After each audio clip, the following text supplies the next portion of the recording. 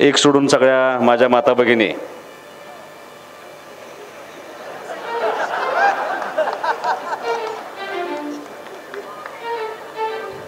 सगळ्याच गोष्टी काळजीपूर्वक बोलावं लागतात. वडिलोपार्जित मिळालेली सगळी जमीन, बरोबर ना, तुम्ही त्या वृद्धाश्रमाला देऊन टाकले आणि त्या आलेल्या तिथं राहणाऱ्या सगळ्या वृद्धांची सेवा व्हावी म्हणून ते अविरतपणे ते दोघं जण कष्ट घेत असतात. ह्या सेवेमध्ये खंड पडू नये म्हणून तिने लग्न न करण्याचा निर्णय घेतलाय. आणि नुसतं एवढंच जिंकणार नाही दादा, मी काय ताकाल जाऊन बघा लपवणार नाही, मी नगरपालिका स्वतः जिंकणार आहे. यावेळेला या महात्मा गांधी शाळेचा विद्यार्थी खेळत बागडत आयुष्यभर जे मित्र कमवले ते ह्या सगळ्या या विटे शहरामध्ये ह्या रस्त्यावरती फिरताना आणि परत 11वी 12वी असेल, माझं कॉलेजचं शिक्षण असेल, हे सगळं परत कुठे केलं असेल अण्णा, तर ह्या बळवंत महाविद्यालयाच्या ग्राउंडवरती मी सुहास बाबांना माझा अख्खा आयुष्य या ठिकाणी घालवले. माझा जन्म हा डॉक्टर कारंडेंच्या दवाखान्यात झालाय, बरोबर ना मावशी? ग्राउंड पण असं निवडलंय, मला असं वाटायचं कृष्णीला मंगल कार्यात कार्यक्रम घेताय का, पुणेकरांच्या त्या मंगल कार्यात कार्यक्रम घेताय का, कार्यक्रम इथं निवडलाय. ह्या शाळा माझ्या जवळ आहेत असं मला वाटायचं. परत लक्षात आलं एक एक शब्द ऐकू जातो यांना. 10 वर्ष त्यांच्याकडे आमदारकी दिली गेली, पण त्या 10 वर्षाच्या कार्यकाळामध्ये विटे शहरासाठी काही नव्यानं करता न आल्यामुळं 2014 साली ज्यावेळेला अनिल भाऊ आमदार झाले, परत भाजप आणि सेनेचं सरकार आलं, त्या सरकारनं ह्या नगरपालिकेला तब्बल 32 कोटी रुपये दिले. हे ज्यावेळेला विचारलं गेलं त्याला अधिकाऱ्यांना उत्तर देता आलं नाही. ह्याचा अर्थ स्पष्ट आहे की ते 32 कोटीची दिलेले पैसे तुम्ही दुर्दैवानं वाया घालवले आणि आजही आमची विट्यातली जनता पाण्यासाठी टाहो पडते. 87 कोटी रुपये आपण त्या नळपाणी परियोजनेला मंजूर करून आणले. ज्या वेळेला मंजूर करून आणले, नारळ फोडला, आठवतंय का आप्पा? बघा, नारळ फोडल्यानंतर ह्यांनी सांगितलं की ह्यातलं काय होत नसते, पैसे नसतात, त्याला काम चालू झाले. फक्त माझी विनंती एवढी की बघून या, तुमच्याकडे 50 वर्ष सत्ता होती, तुम्हाला त्या 10 वर्ष 15 वर्ष तुम्ही आमदारकी भोगली, पण तुम्हाला हे जमलं नाही. हे जमवलं त्या वाघाचं नाव होतं अनिल भाऊ. माझा तुम्हाला आज जाहीर आव्हान आहे की तुम्हाला मिळालेली 10 वर्ष आणि अनिल भाऊंना मिळालेली 10 वर्ष, ह्या तुमच्या 10 वर्षाचं अनिल भाऊंच्या 10 वर्षाची तुलना करूया बापू. एका व्यासपीठावरती येऊया, 10 वर्षामध्ये तुम्ही विटे शहराला किती पैसे आणले आणि अनिल भाऊंनी किती दिले याच्यात मेळ तर घालूया आणि मग तुम्हाला कळेल की माणसं सुहास बाबांच्या मागे का उभा राहील. अनेक भागात आजही रस्ते नव्हते, म्हणजे ज्या वेळेला शासनाचा फोन येतो, मंत्रालयातनं फोन येतो की कामं सुचवा, आप्पा आम्ही तुम्हाला फोन करतो, अमरला फोन करतो, कार्यकर्त्यांना फोन करतो. 40-50 वर्ष तुम्ही सत्ता भोगल्यानंतर आम्ही काम काय सांगतो शासनाला? गटारीला पैसे द्या, रस्त्याला पैसे द्या. दुसरं काम आपण सांगितलेलं नाही. 125 कोटी रुपये फक्त रस्ते आणि गटर करण्याची भूमिका आपण त्या ठिकाणी घेतली. तुम्ही काय करत होता 50 वर्ष? गेल्या 40 वर्षाच्या काळामध्ये विटे शहरामध्ये किती आरक्षणं पडली होती, किती आरक्षणाच्या जागा नगरपालिकेने ताब्यात घेतल्या आणि किती आरक्षणं डेव्हलप केली? उत्तर होतं 0.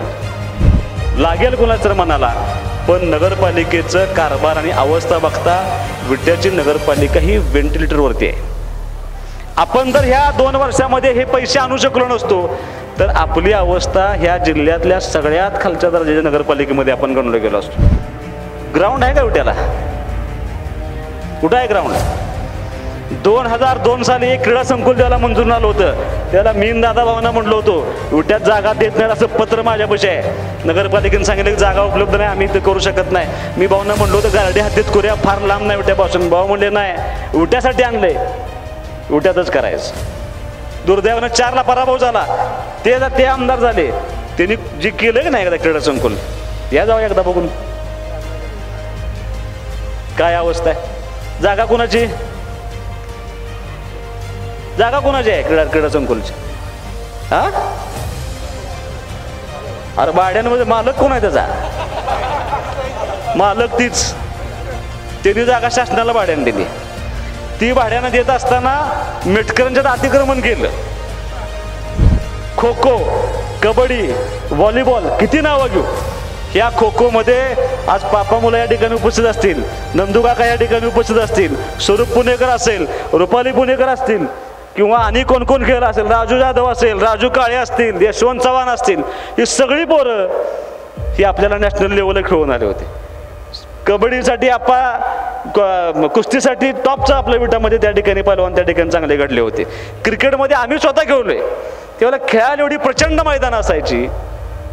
खो खोला विटा म्हणलं की पुढच्या टीमच्या डोळ्यात पाणी यायचं. काय काय जण बाय देऊन निघून जायचे. कुठं आहे खो खो आज, कुठं आहे कबड्डी आज, कुठं आहे आपली क्रीडाची संस्कृती, जागा नाही. मग आता अनिल भाऊनी आम्ही सांगितलं भाषणात की आम्ही आता नाट्यगृह विट्याला बांधणार आहे. ह्याने लगेच काढलं खुलं नाट्यगृह, सत्य उद्घाटन आणि ही तीन. कुठं आहे खुलं नाट्यगृह?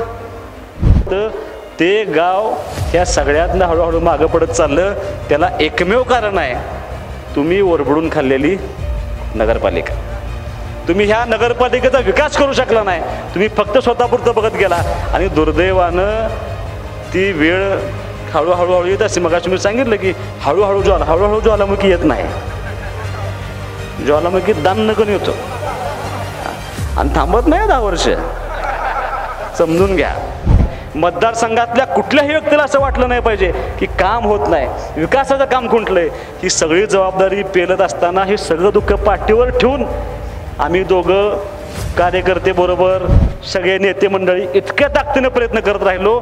त्या 8 महिन्यामध्ये 1350 कोटीचा निधी आपण ह्या मतदारसंघामध्ये आणण्यामध्ये यशस्वी ठरलो होतो.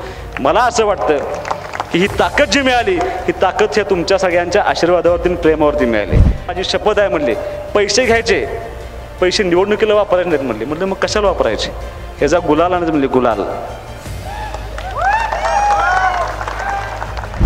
म्हणजे मी केलेलं काम सांगत आलोय. मी आजही सांगतो, येणारी निवडणूक सुद्धा मला कुणाला तरी संपवायचं आहे, कुणाला तरी ह्यातनं हद्दपार करायचं म्हणून करायचीच नाही. मी शब्द दिला होता, 2.5 वर्षामध्ये प्रचंड काम केले.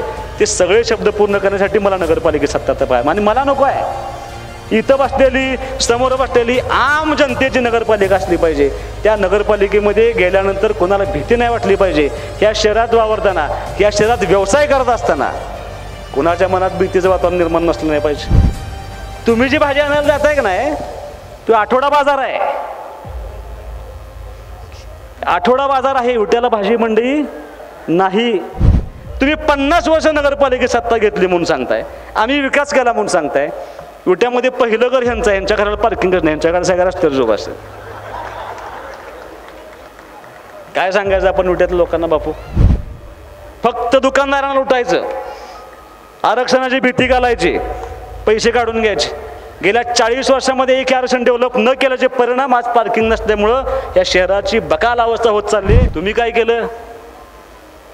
तुम्ही जसे नगरपालिकेचं तुमचा कारभार संपला, प्रशासक जसा आला, तुम्हाला मिळायचं बंद झालं. दुर्दैव आहे बघा, लक्षात घ्या. 40 वर्ष आपण ज्या खुर्चीवरती बसतो, ज्या संस्थेमध्ये बसतो, त्या संस्थेवरती प्रशासक आल्यानंतर एक कलमी कार्यक्रम चालू आहे. बदनामी करायची विटा शहराची, नगरपालिकेची बदनामी करायची चालू आहे नाही. यांना स्वच्छता होत नाही म्हणे, स्वच्छता कशी होईल तो त्यांचा PL बाहेर आणून टाकतोय कचरा. ह्यांच्या व्हॉट्सअप ग्रुपवर मेसेज आहेत, कचरा बाहेर टाका, कचरा बाहेर टाका. का तर बदनामी झाली पाहिजे शहराची. कोणाची बदनामी करताय? सुहास बाबरची. मी बघाची बापून सांगितलं की बापू सावध राहा. आता असं बोललं जाईल की मुलाचं चुकलंय, आता सगळं मी सांभाळतोय, माझ्याकडे बघा, माझ्याकडे आता व्यवस्था करून द्या. राग काढायचा तो काढलाय, हे सगळं पसरवलं जाणार आहे. तुमच्या धर्मेश भाईला वेगळं सांगायचं, तुम्हाला वेगळं सांगायचं, मला काहीतरी वेगळं सांगायचं, हे सगळं होणार आहे पार्टीमध्ये. सुहास बाबर तुम्हाला असं म्हणला, मंडळ कोणच नसते. 11 पासून विट्यातली माणसं तुमची वाट बघत होती की तुम्ही कधी एकदा बॅलेटवर येताय.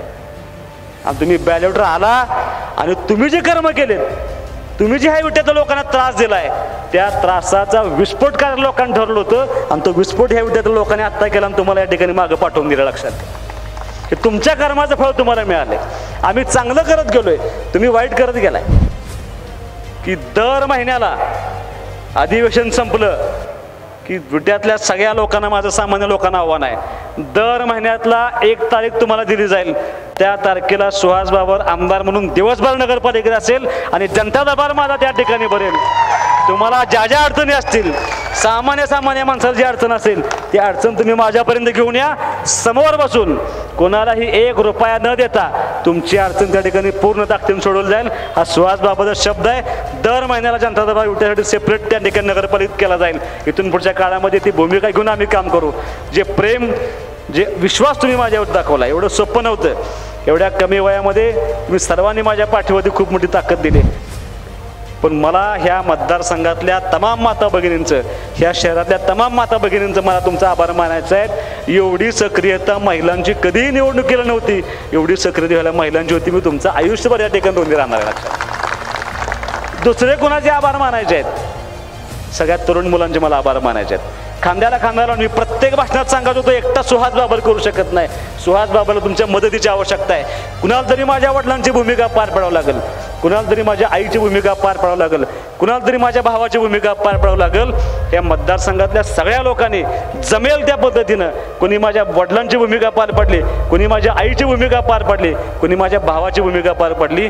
आणि तिसरं आभार जर कुणाचे मानत असतील, सगळी लहान मुलं.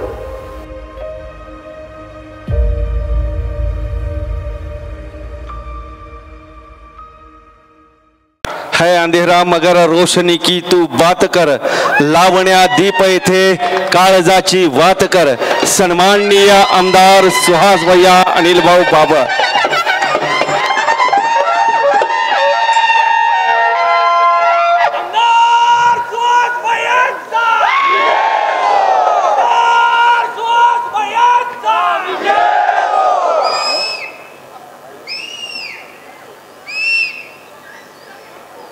दोन 2024च्या विधानसभेच्या निवडणुकीच्या नंतर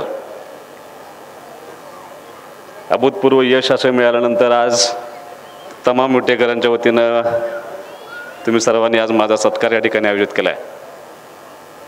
आणि या सत्काराला उत्तर देण्यासाठी मी तुमच्यासमोर उभा आहे. मी व्यासपीठावरच्या कुणाचंच नाव घेणार नाही, फक्त एकाच व्यक्तीचं नाव मी घेणार आहे. ते जतवरून या कार्यक्रमासाठी आलेत आणि माझ्या आधी ते जिल्हा परिषदला कृषी आणि पशुसंवर्धन समितीचे सभापती होते, ते आदरणीय संजीवजी सावंत साहेब या ठिकाणी उपस्थित आहेत. मी त्यांचं मनापासून या ठिकाणी स्वागत करतो.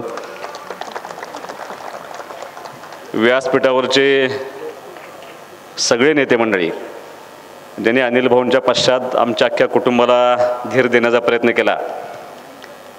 समोर बसलेले विटे शहरातल्या सगळ्या माझ्या माता भगिनी, समोर बसलेले जीवापाड माझ्यावरती ह्या निवडणुकीला प्रेम केलेले सर्व अनिल भाऊंच्याबरोबर, दादाबरोबर, माझ्याबरोबर काम करणारे सगळे माझे ज्येष्ठ मार्गदर्शक, सर्व माझे सगळे युवक सहकारी, सगळे पत्रकार बंधू, एक सोडून सगळ्या माझ्या माता भगिनी,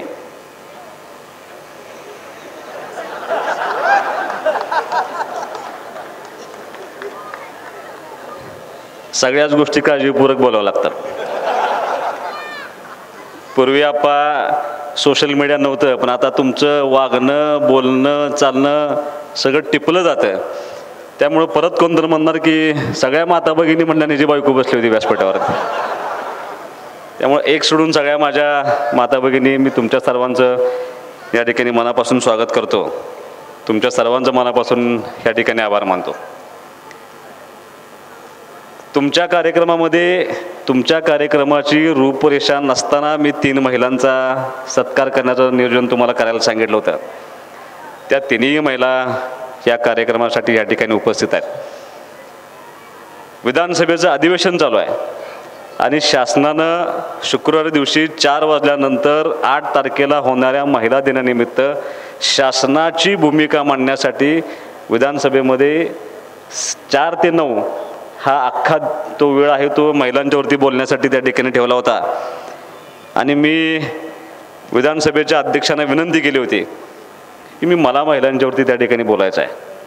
मी माझं नाव दिलं होतं, पण कार्यक्रम 4ला सुरू झाल्यानंतर अध्यक्ष महाराज आमचे आले आणि त्यांनी आलेल्या सांगितले की आज फक्त महिलाच बोलतील, पुरुष कोण बोलणार नाही.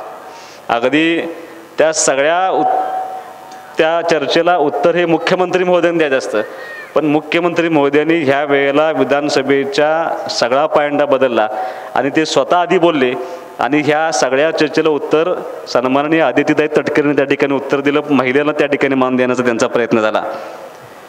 आणि मी ह्या तिघींनाच का बोलवलं तर अत्यंत प्रातिनिधिक स्वरूपामध्ये मला ह्या तिघींचा सत्कार करायचा होता. विधानसभेच्या भाषणामध्ये ज्या ज्या वक्त्यांनी महिलांचं बोलण्याचा प्रयत्न केला त्या सगळ्या वक्त्यांनी अतिउच्च काम केलेलं सगळ्या महिलांचा उल्लेख त्या ठिकाणी केला गेला होता. पण मला माझ्या मतदारसंघामध्ये जे इतकं ताकदीनं काम करतात त्या महिलांचा उल्लेख त्या विधानसभेच्या पटलावरती करायचा होता, जे रेकॉर्ड आयुष्यभर राहतं. म्हणून मला त्या ठिकाणी तुमच्या बाबतीत बोलायचं होतं, पण दुर्दैवानं मला ती संधी मिळाली नाही. आणि आम्ही आज तुमचा या ठिकाणी सत्कार करतोय. किती लोकांना माहीत आहे मला माहीत नाही, पण आमच्या इम्तियाज भाभी कुठल्या पार्टीचा आहे तुम्ही मी तुम्हाला कधीच विचारलेलं नाही. पण रात्री अपरात्री जरी त्या रेवणसिद्धाच्या घाटामध्ये एखादा गाडी मी त्या मोहीच्या वृद्धाश्रममध्ये अनेकदा गेलो होतो. सर पण आले होते, गडकरी सर सुद्धा या ठिकाणी आले. तुम्ही दोघांनी मिळून ते वृद्धाश्रम चालवले. मला असं वाटतंय की आयुष्यात एकदा तरी त्या वृद्धाश्रमाला तुम्ही सगळ्यांनी एकदा भेट देऊन या. वडिलोपार्जित मिळालेली सगळी जमीन बरोबर ना तुम्ही त्या वृद्धाश्रमाला देऊन टाकले आणि त्या आलेल्या तिथं राहणाऱ्या सगळ्या वृद्धांची सेवा व्हावी म्हणून ते अविरतपणे ते दोघं जण कष्ट घेत असतात. ह्या सेवेमध्ये खंड पडू नये म्हणून तिने लग्न न करण्याचा निर्णय घेतलाय. त्यांच्यासाठी त्या ठिकाणी स्वागत करावं. आणि महिला दिनानिमित्त ह्या सगळ्यांचं रेकॉर्ड त्या पटलावरती यावं अशी माझी इच्छा होती, पण दुर्दैवानं आली नाही. जर 2026च्या विधानसभेच्या अधिवेशनाच्या जर मला संधी मिळाली तर निश्चितपणे मी तुम्हाला तिघींनाही त्या रेकॉर्डवरती आणल्याशिवाय मी शांत बसणार नाही, हा तुम्हाला माझा शब्द आहे. मी तुमच्या सर्वांचा पुन्हा आभार मानतो. अनिल अप्पांनी एक गोष्ट सांगितलेली अत्यंत खरी आहे की विधानसभेच्या निवडणुकीनंतर आज जवळपास 3.5 महिने होत आहेत आणि 3.5 महिन्यानंतर मी गावस्वरूपी सत्कार हा माझा दुसराच आहे. पहिला सत्कार झाला आहे तो साळशिंगानं माझा सत्कार परवाशी छोटेखानी सत्कार एक केला होता. आणि आज एवढ्या मोठ्या स्वरूपामध्ये न भूतो न भविष्यात झालेल्या निवडणुकीमध्ये जे मला मताधिक्य मिळाले त्या सर्व विटेकरांनी दिलेला सन्मान, तुम्ही दिलेला आधार, तुम्ही दिलेलं प्रेम, या प्रेमातनं कधीही आम्ही उतराय होणार नाही. दादांनी सांगितलं तो सत्कार तुम्ही सर्वांनी आज घेताय. अनिल भाऊंना जाऊन 1 वर्ष पूर्ण झालं नव्हतं म्हणून मी सत्कार कुठले स्वीकारले नव्हते. घरी आलेले सत्कार हे वेगळे होते, पण मी कुठल्याही गावात जाऊन सत्कार स्वीकारला नव्हता. पण भाऊंना जाऊन 1 वर्ष झालं. प्रचंड म्हणजे जी सत्कार समिती या ठिकाणी बसलेली आहे त्या सगळ्यांची प्रचंड इच्छा होती की तुम्ही तो सत्कार स्वीकारला पाहिजे म्हणून मी सत्कार स्वीकार निर्णय घेतला. आणि आज आपण या ठिकाणी व्यासपीठावरती माझा सत्कार करतोय. मनोगताच्या सुरुवातीला काय वातावरण असणार याची मी जरा पुसटशी सुद्धा कल्पना आप्पा मला नव्हती. मला अंदाज होता की कदाचित जर आप्पा तुम्हाला असं वाटतंय की वातावरण जरा शांत झालंय, वातावरण जरा शांत झालंय, जर सगळ्यांना बोलायला गेलं असतं नाही तर लांब पुढचं बोलून मोकळी झाली असती. कारण विधानसभेच्या निवडणुकीत ह्या कुणालाच बोलायला मिळालं नव्हतं. फार ठराविक लोक बोलत होते, मीच जास्तपणे बोलायचो, त्यामुळं या लोकांना संधी मिळाली नव्हती. पण आज त्या ठिकाणी कार्यक्रम करतोय. एकाच गोष्टीची मला भीती होती. मला सारखं वाटत लोक येणार का नाही, कार्यक्रमाला लोक येणार का नाही. कारण वेळ झाला होता, 3 महिने बापू निकालून झाला होता, सगळं मला मान्य होतं. दुसरी मोठी अडचण काय होती, क्रिकेटची मॅच आहे आज आणि फायनल चालू आहे. तुम्हाला पटणार नाही, ते येण्यापूर्वी मी मॅचच बघत बसलो होतो. तुमचा फोन आलाय की यायचं आणि मी आत्ता सुद्धा सारखा स्कोअर बघत होतो. आज सुहास बाबाचं सत्कार जिंकण्याचे चान्सेस सुद्धा हेमंतराव वाढलेत, लक्षात घ्या. आणि नुसतं एवढंच जिंकणार नाही दादा, मी काय ताकाल जाऊन बघायला लपवणार नाही. मी नगरपालिका सुद्धा जिंकणार आहे यावेळेला. जी निवडणूक झाली मला तुम्हाला मुद्दाम सांगायचं, मला ह्या व्यासपीठावरती येत असताना मी आधी विनंती केली होती की मी इथूनच चालत येतो. मला सांगितलं नाही पुढच्या बाजूने चालत या, म्हणजे तिथून चालत या. कारण मला ह्या पाठीमागून येत असताना ह्या चौंडेश्वरीच्या चौकामध्ये ज्यावेळेला सत्कार होतोय त्यावेळेला समोरून चालत आलो काय पाठीमागून चालत आलो काय, माझ्या मनामध्ये अनेक वेगवेगळ्या भावना होत्या. एक भावना अशी होती की हे सगळं होत असताना, म्हणजे मी अनेकदा बोलून दाखवले की सगळे बघतायत, पण दुर्दैवानं आज अनिल भाऊ आणि काकी ह्या व्यासपीठावरती तरी असायला पाहिजे होती किंवा कुठून तरी हा सत्कार सोहळा बघायला असायला पाहिजे होती. ही मनामध्ये एक कुठेतरी कोपऱ्यात त्या माझ्या मनामध्ये दाटून राहिलं होतं. मी ठरवलं होतं की भावना आपल्या दाखवायच्या नाहीत, पण सुरेश काका आणि रेवण बापू तुम्ही तो पुतळा घेऊन तिकडून चालत आला आणि तुम्ही ज्यावेळेला येत होता त्यावेळेला मला अनिल भाऊ चालत येतात का याचा भास होत होता लक्षात घ्या. त्या भावना माझ्या मनामध्ये होत्या आणि तिथून आल्यानंतर सहज आयुष्याच्या प्रत्येक गोष्टीचा फ्लॅशबॅक घडावा तसा फ्लॅशबॅक माझ्या आयुष्यामधला घडत होता की लहानाचा मोठा झालेला सुहास जन्मगाव जरी माझं गारडी असलं म्हणजे काय गारडीवाले माझं वाईट वाटून घेणार नाहीत. म्हणजे आप्पा माझ्या आयुष्यातला 80% काळ हा ह्या रोडला गेलाय. त्याला काही कारण आहे. ह्या व्यासपीठावरती सत्कार स्वीकारत असताना आमदार झाले म्हणून माझी प्राथमिक शाळा ह्या ग्राउंडच्या पाठीमागं आहे. आता जिथं सभा चालू आहे ह्या स्टेजच्या पाठीमागं माझी प्राथमिक शाळा आहे. ह्या लीलाताई देश चौगुलीचा 4थी पर्यंतचा विद्यार्थी 5वी पासून 10वी पर्यंत परत या महात्मा गांधी शाळेचा विद्यार्थी खेळत बागडत आयुष्यभर जे मित्र कमवले ते ह्या सगळ्या ह्या विटे शहरामध्ये ह्या रस्त्यावरती फिरताना आणि परत 11वी 12वी असेल माझं कॉलेजचं शिक्षण असेल हे सगळं परत कुठे केलं असेल अण्णा तर ह्या बळवंत महाविद्यालयाच्या ग्राउंडवरती मी सुहास बाबांना माझं अख्खा आयुष्य या ठिकाणी घालवले.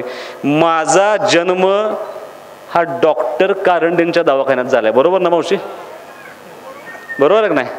बापू कुठे गेले? कारण डॉक्टर दवाखान्यात जन्म झाला ना माझा. मग कारंडे अण्णांच्यात सुहास बाबाचा जन्म आहे. लहानाचा मोठा सुहास बाबर इथं झालाय. अख्खं शिक्षण सुहास बाबरचे विटा शहरात झाले. सगळ्या शाळा माझ्या विट्यात झाल्या. आयुष्यात कमवलेले सगळे मित्र हे विटा शहरातले असतील तर ह्यापूर्वी अनिल भाऊंचे जो आरोप होत होता का नाही बाहेर नालेत बाहेर नालेत बाहेर नालेत मला नाही नाकारलं विटवाल्यांनी. विटवाल्यांनी सांगितलं बाहेरनं नाही हा आमचा आहे. तुमचा जन्म कदाचित वाळव्याचा असेल माझा विट्यातला आहे. या व्यासपीठामध्ये याच ग्राउंडवरती या रस्त्यावरती लहानाचा मोठा झालोय. ग्राउंड पण असं निवडलंय मला असं वाटायचं कृष्णीला मंगल कार्यात कार्यक्रम घेताय का पुणेकरांच्या त्या मंगल कार्यात कार्यक्रम घेताय का कार्यक्रम इथं निवडलाय. ह्या शाळा माझ्या जवळ आहेत असं मला वाटायचं. परत लक्षात आलं एक एक शब्द ऐकू जातो यांना त्यामुळं कदाचित ग्राउंड निवडलं का काय असं मला परत शंका वाटायला लागली.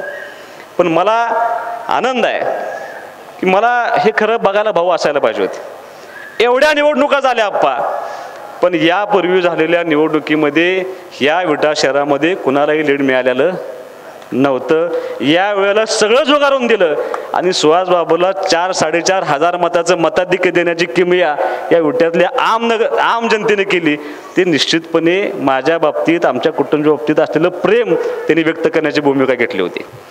मी तुम्हाला एवढंच सांगतो गेल्या अनिल भाऊ असताना सुद्धा म्हणजे अनिल भाऊ विधानसभेला 2014 साली आमदार झाले त्या दिवसापासून ते 19च्या विधानसभेच्या निवडणुकीनंतर ह्या शहरामध्ये जेवढी कामं झाली असतील ती सगळी आप्पा आपल्या माध्यमातून अनिल भाऊंच्या माध्यमातून पूर्ण करण्याचा प्रामाणिकपणे प्रयत्न झालाय.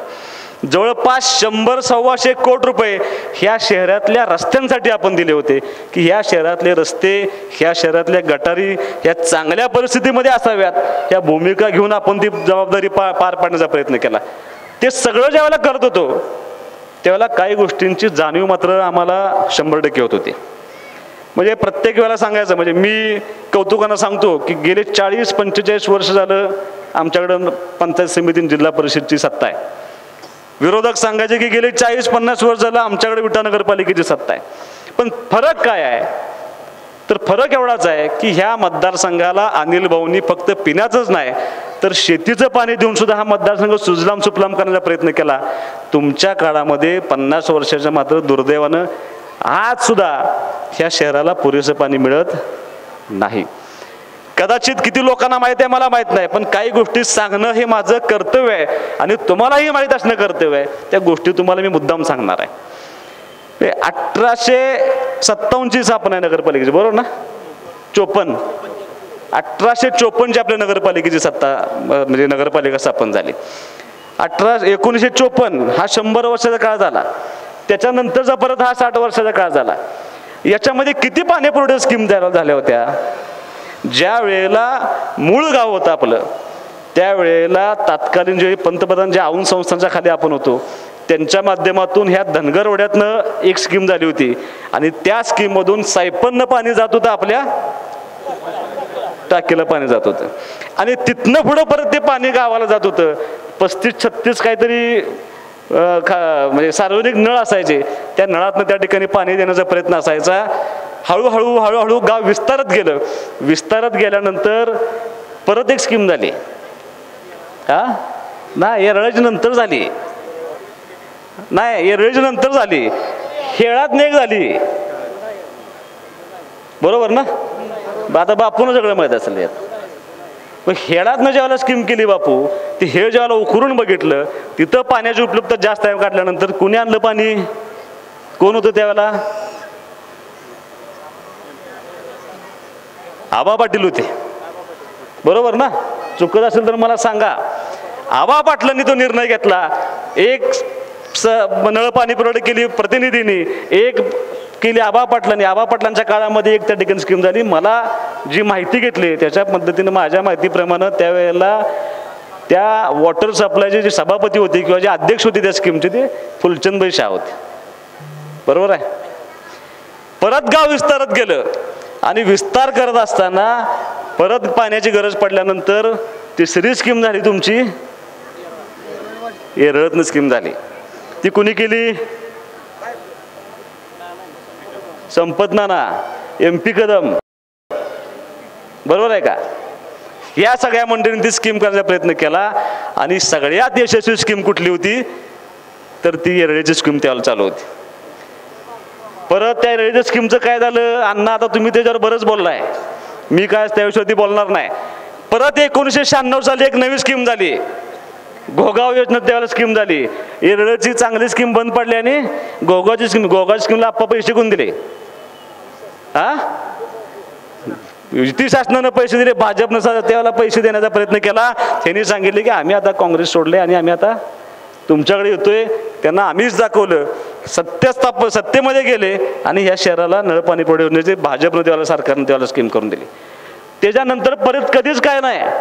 10 वर्ष त्यांच्याकडे आमदारकी दिली गेली, पण त्या 10 वर्षाच्या कार्यकाळामध्ये विटे शहरासाठी काही नव्यानं करता न आल्यामुळं 2014 साली ज्यावेळेला अनिल भाऊ आमदार झाले, परत भाजप आणि सेनेचं सरकार आलं. त्या सरकारनं ह्या नगरपालिकेला तब्बल 32 कोटी रुपये दिले आणि 34 स्कीम त्यावेळेला झाली, 5वी स्कीम झाली. आता ते ज्यावेळेला 32 कोटी रुपये आले त्याला तुमचं सत्ता होती. काय केलं त्या 32 कोटीचं? ज्या दिवशी मी नगरपालिकेमध्ये गेलो, मिटिंग घेतली, त्या मिटिंगमध्ये सगळे प्रश्न विचारले. ज्या वेळेला नळपाणी पुरवठा योजनेवरती बोलण्याचा प्रयत्न केला त्यावेळेला कुठल्याही अधिकाऱ्याला समर्पक उत्तर देता आलं नाही. किती किलोमीटर पाईपलाईन बदलल्या, किती गळती काढल्या, किती लिटरच्या टाक्या खरोखर बांधलेत, हे ज्यावेळेला विचारलं गेलं त्याला अधिकाऱ्यांना उत्तर देता आलं नाही. ह्याचा अर्थ स्पष्ट आहे की ते 32 कोटीची दिलेले पैसे तुम्ही दुर्दैवानं वाया घालवले आणि आजही आमची विट्यातली जनता पाण्यासाठी टाहो पडते. परत सरकार आपला आला. आप्पा अनिल भाऊ असताना त्यांनी ताकदीनं प्रयत्न केला. दुर्दैवाने अनिल भाऊ गेले, पण अनिल भाऊ गेल्यानंतर परत आम्ही वाहवानी प्रयत्न केला आणि परत सरकारच्या मागे लागून तब्बल 87 कोटी रुपये आपण त्या नळपाणी पुरवठा योजनेला मंजूर करून आणले. ज्या वेळेला मंजूर करून आणले, नारळ फोडला, आठवतंय का आप्पा? बघा, नारळ फोडल्यानंतर ह्यांनी सांगितले की ह्यातलं काय होत नसते, पैसे नसतात, त्याला काम चालू झाले. फक्त माझी विनंती एवढी की बघून या. त्या ITI पासूनचं काम चालू झाले, म्हणजे जेवढ्या स्कीम झाल्या त्या नळपाणी पुरवठा स्कीममध्ये तुमचा कुठंही सहभाग नाही. ज्या वेळेला विटे शहराची निर्मिती झाली त्यावेळेला हे गाव जे होतं ते 9200 लोकसंख्येचं गाव होतं. याच्यामध्ये 51% उपजीविकेचं साधन कुठलं होतं तुम्हाला माहिती आहे का? शेती. 32% लोक हे फक्त व्यवसाय करायचे आणि उर्वरित लोक हे मग भाड्यानं देणं किंवा इतर व्यवसाय करून त्या ठिकाणी उपजीविकेचं साधन जगायचे आणि ह्या गावाचा विकास व्हावा या हेतूनं जुन्या ज्या ज्या लोकांनी त्या ठिकाणी प्रयत्न केला होता त्या सगळ्यांचं म्हणणं असं होतं, ह्या गावाचा विकास व्हायचा असेल तर ह्या गावाला पाणी दिलं पाहिजे. त्यावेळेला फक्त 200-250 मिलीमीटर पाऊस पडत होता, त्याच्यावरती शेती होणे अवघड होतं. त्यामुळं ते करत असताना ह्या गावामध्ये नाला बंडिंग व्हावेत, तलाव व्हावेत. हे असं कधी लिहिलंय? मी नाही लिहिलेलं, त्यांनी पण लिहिलेलं नाही. हा 100 वर्षापूर्वीच तुम्हाला मी सगळं सांगायला लागलोय. ते अंमलात कुणी आणलं? तुमच्याकडे 50 वर्ष सत्ता होती, तुम्हाला त्यात 10 वर्ष 15 वर्ष तुम्ही आमदारकी भोगली, पण तुम्हाला हे जमलं नाही. हे जमवलं त्या वाघाचं नाव होतं अनिल भाऊ. आता रेवण बापूंनी दणदणीत भाषण केलंय, पण बापूंचे कुटुंबातले सदस्य त्याला तलाव होऊन देत नव्हते. तो तलाव व्हायला भाऊ ज्याला प्रयत्न करत होते, भाऊ आल्यावर भाऊंच्या गाडीवर दगड मारत होते, तलाव करायला नाही आमच्या जमिनी जातात. आज एका एका घरात 3-3 इनोव्हा आहेत. म्हणजे हे करण्याची जबाबदारी सगळी कोणी घेतली होती? तर ही करण्याची जबाबदारी, ह्या शहराचा चेहरामोहरा बदलण्याची जबाबदारी आपण त्या ठिकाणी घेऊन काम करत होतो. ज्या ज्या वेळेला आपण संधी मिळाली, तुम्ही परत आमदारकी भोगली. माझा तुम्हाला आज जाहीर आव्हान आहे की तुम्हाला मिळालेली 10 वर्ष आणि अनिल भाऊंना मिळालेली 10 वर्ष, ह्या तुमच्या 10 वर्षाचं अनिल भाऊंच्या 10 वर्षाची तुलना करूया बापू. एका व्यासपीठावरती येऊया, 10 वर्षामध्ये तुम्ही विटी शहराला किती पैसे आणले आणि अनिल भाऊंनी किती दिले याच्यावर मेळ तर घालूया. आणि मग तुम्हाला कळेल की माणसं सुहास बाबरच्या मागे का उभा राहील. अनेक भागात आजही रस्ते नव्हते. म्हणजे ज्या ज्या वेळेला शासनाचा फोन येतो, मंत्रालयातनं फोन येतो की कामं सुचवा, आप्पा आम्ही तुम्हाला फोन करतो, अमरला फोन करतो, कार्यकर्त्यांना फोन करतो. 40-50 वर्ष तुम्ही सत्ता भोगल्यानंतर आम्ही काम काय सांगतो शासनाला? गटारीला पैसे द्या, रस्त्याला पैसे द्या. दुसरं काम आपण सांगितलेलं नाही. 125 कोटी रुपये फक्त रस्ते आणि गटार करण्याची भूमिका आपण त्या ठिकाणी घेतली. तुम्ही काय करत होता 50 वर्ष? ज्या वेळेला शेवटचे 10 कोटी रुपये आले इलेक्शन लागायच्या अगोदर, आम्ही ज्यावेळेला यादी तयार करत होतो, मी यादी तयार करत असताना मी म्हणणार काय दरवेळेला उठून गटर रस्ते किती वर्ष काम करायचं आपण गटर रस्त्याचं. त्यावेळेला सांगोला नगरपालिकेची एक यादी पडली. मी हे माझ्या मागच्या भाषणात सांगितलं होतं. त्यावेळेला तत्कालीन आमदार शहाजी बापू होते आणि त्यांनी त्यांच्या मतदारसंघातली यादी टाकली. त्यांच्या मतदारसंघातले त्या नगरपालिकेची कामं अशी होती, क्रीडांगणला सोयीसुविधा पुरवणे, प्रत्येक समाजाला सभामंडप बांधून देणे, प्रत्येक समाजाला सभागृह बांधून देणे, गार्डन तयार करणे. हे सगळं तयार करत असताना मी तिथल्या सीओना फोन केला. म्हटलं तुम्ही हे करताय, ही जागा कोणाची आहे? जागा म्हणली आमची आहे, नगरपालिकेची आहे. मला प्रश्न पडायला लागला, सांगोला मोठं का विटा मोठं? आणि मग मी सगळी माहिती घ्यायला सुरुवात केली. ज्या आमदार झालो, मिटिंग चालू झाली, तुम्हाला मी आता नळ पाणी पुरवठा योजनेचा विषय सांगितला. मी त्यांना एक प्रश्न विचारला, मी सीओना प्रश्न विचारला, गेल्या 40 वर्षाच्या काळामध्ये विटे शहरामध्ये किती आरक्षणं पडली होती, किती आरक्षणाच्या जागा नगरपालिकेने ताब्यात घेतल्या आणि किती आरक्षणं डेव्हलप केली? उत्तर होतं 0. एकमेव नगरपालिका आहे ही अनेक आरक्षणं टाकली, एकही आरक्षण जागा ताब्यात घेतली नाही आणि एकही आरक्षण डेव्हलप केलं नाही. मग आरक्षण टाकली कशासाठी? कशासाठी आप्पा? ओरबडून खाण्याशिवाय तुम्ही नगरपालिकेला दुर्दैवानं काहीही करू शकला नाही. मी विटेकरांना सांगायला कदाचित माझा शब्द हा लागेल कुणाच तर मनाला, पण नगरपालिकेचं कारभार आणि अवस्था बघता विट्याची नगरपालिका ही व्हेंटिलेटरवरती आहे. आपण जर ह्या 2 वर्षामध्ये हे पैसे आणू शकलो नसतो तर आपली अवस्था ह्या जिल्ह्यातल्या सगळ्यात खालच्या दर्जाच्या नगरपालिकेमध्ये आपण गणलो गेलो असतो. पण ते करून द्यायचं नव्हतं.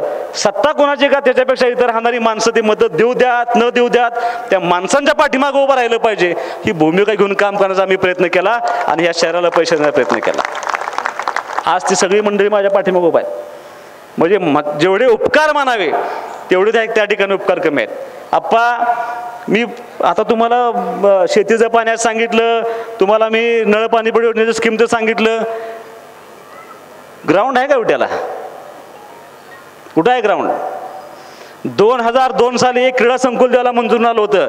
त्याला मी दादा भावना म्हणलो होतो, विट्यात जागा देत नाही असं पत्र माझ्यापाशी आहे. नगरपालिकेने सांगितलं की जागा उपलब्ध नाही, आम्ही ते करू शकत नाही. मी भावना म्हणलो होतं गारडे हद्दीत करूया, फार लांब नाही विट्यापासून. भाऊ म्हणले नाही, विट्यासाठी आणलंय, विट्यातच करायचं. दुर्दैवानं 4ला पराभव झाला. ते आमदार झाले, त्यांनी जे केलं की नाही एकदा क्रीडा संकुल, या जाऊ एकदा बघून काय अवस्था आहे. जागा कोणाची, जागा कोणाची आहे क्रीडा संकुलची? हा, अरे भाड्यांमध्ये मालक कोण आहे त्याचा? मालक तीच. त्यांनी जागा शासनाला भाड्याने दिली. ती भाड्यानं देत असताना मेटकरांच्यात अतिक्रमण केलं. आणि मी असं म्हणतो, मी मिटिंग घेतली, म्हणलं पैसे खर्च करतात नाही, दादा लिटिगेशन चालू आहे. काय लिटिगेशन आहे म्हणलं? ते जाऊ दे लिटिगेशन, ते मेटकरीन जागा देऊन टाका जावं म्हणलं. काय आपल्याला जेवढं होईल तेवढं करू आपण त्याच्यामध्ये.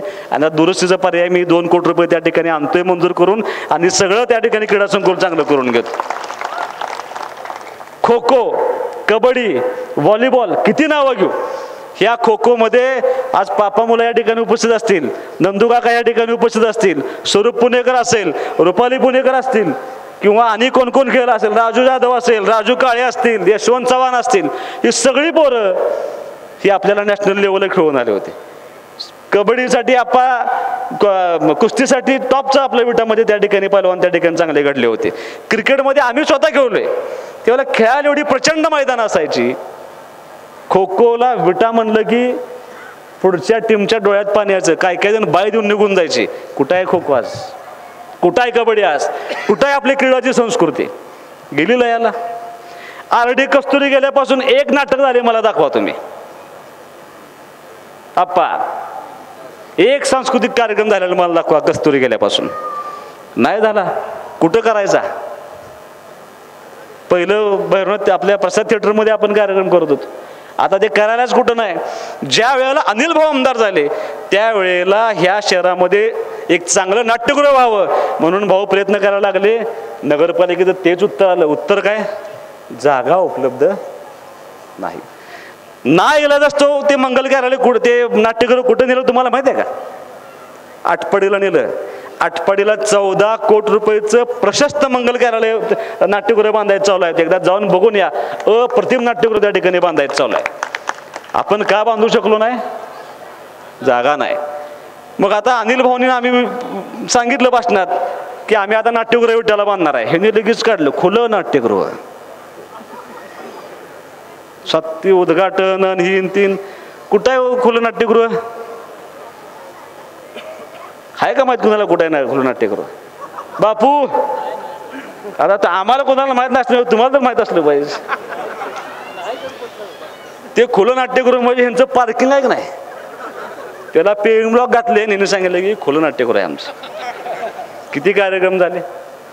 म्हणजे दुर्दैवानं जे गाव क्रीडा क्षेत्रामध्ये पुढं होतं, जे गाव व्यवसायात पुढं होतं, जे गाव सगळ्या आघाडीवर पुढं होतं, जे गाव कल्चरल ॲक्टिव्हिटीमध्ये पुढं होतं, ते गाव ह्या सगळ्यातनं हळूहळू मागं पडत चाललं. त्याला एकमेव कारण आहे, तुम्ही ओरबडून खाल्लेली नगरपालिका. तुम्ही ह्या नगरपालिकेचा विकास करू शकला नाही. तुम्ही फक्त स्वतःपुरतं बघत गेला आणि दुर्दैवानं ती वेळ हळूहळू येत असते. मग तुम्ही सांगितलं की हळूहळू ज्वालामुखी येत नाही, ज्वालामुखी दान येतो आणि थांबत नाही 10 वर्ष. समजून घ्या. माझं तुम्हाला जाहीर आव्हान आहे. आता मी मगाशी सांगितलंय, लपवायचं नाही, मला निवडणूक करायचीच आहे. दादांनी जरी सांगितलं असतं कधी होईल निवडणूक मला माहीत नाही, सांगता येत नाही. शासनाची कुठल्याही क्षणी तयारी आहे. उद्या निकाल लागला तर घेऊ शकतात निवडणूक. त्यामुळं अजिबात कुठल्या आंधळ्या प्रमाणात राहू नका. आपल्याला काही करून, तुम्ही मला चेअरमन साहेबांनी त्यांच्या भाषणात सांगितलं की एक अपेक्षा राहिली, मंत्रिपदाची अपेक्षा. चेअरमन साहेब, 57 आमदार आपल्या पक्षाचे निवडून आलेत. मी ज्या वेळेला सगळ्यांच्या पुढे बैठकीला गेलो होतो, मी सगळ्यांचे चेहरे असे बघितले जाऊन आणि परत अंदाज घेतला की पक्षाला किती वाटून देणार आहेत. त्यांनी सांगितलं 13 मिळतील आपल्याला. मग मीच म्हणायचो, अरे ह्याला द्यायला पाहिजे, ह्याला द्यायला पाहिजे, ह्याला द्यायला पाहिजे, ह्याला द्यायला पाहिजे. अशी निघाली 22, द्यायचे 13. आम्हाला मी मागच्या खुर्चीवर जाऊन बसलो. म्हणलं यातलं कधीच काय मागायचं नाही. तुम्हाला माझंही आव्हान आहे, मला अजिबात मंत्रिपदाची अपेक्षा नाही. मी कधीही मागितलेलं आणि मागणार पण नाही. मी साधी कमिटीसुद्धा मागायला गेलो नाही. त्याला काही कारण आहेत, लक्षात घ्या चेअरमन साहेब. सुहास बाबर गेल्यानंतर त्यांच्या लक्षात आलं पाहिजे की ह्या पोरानं आपल्याला काय सुद्धा मागितलेलं नाही. मला काय पाहिजे तर ह्या मतदारसंघामध्ये इथून पुढच्या काळामध्ये 2.5 वर्षाच्या काळामध्ये जेवढे प्रचंड पैसे या ठिकाणी आले तेवढी प्रचंड पैसे मला ह्या मतदारसंघामध्ये विकास कामांसाठी मिळाले पाहिजेत. आणि आता सुहास बाबरचं स्वप्न एकच आहे, नगरपालिका फक्त मला घ्यायची.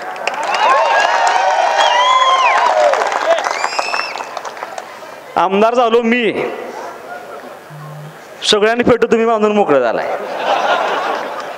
अजून फेटा बांधलेला नाही मी. एकच फक्त शिंदे साहेब म्हणले बांध. म्हणलं साहेब माझे पण आहे. काय पण आहे नगरपालिका? म्हणजे मी करतो मदत तुला. तेवढाच फक्त फेटा बांधला होता मी.